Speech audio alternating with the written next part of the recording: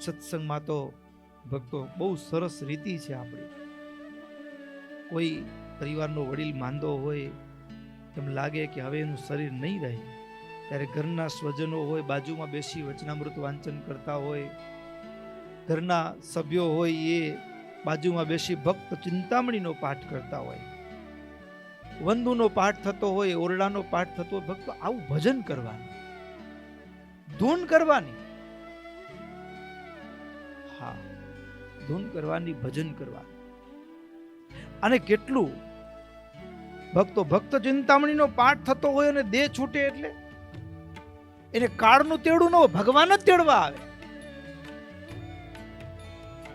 વચનામૃતનો પાઠ થતો હોય ને દેહ છૂટે, અમારા સંતો જ્યારે દેહ છોડતા હોય ને એ સમયે ખાસ કરીને અમારા સંતો બધા આજ મારે ઓરડે રે આવ્યા અવિનાશી અલબેલ, બાઈ મેં બોલાવ્યા રે સુંદર છોગાવાડો છે. ઓરડાનો પાઠ થતો હોય, 1, 2, ત્રીજું પદની શરૂઆત થાય, બોલ્યા શ્રી હરિ રે સાંભળો નરનારી હરિજન, ત્રીજું પદ કે ચોથું પદ પૂરું થાય ન થાય અને સંત ભગવાનના ચરણમાં પહોંચી જાય. ભક્તો અંત સમય શું કરવાનું?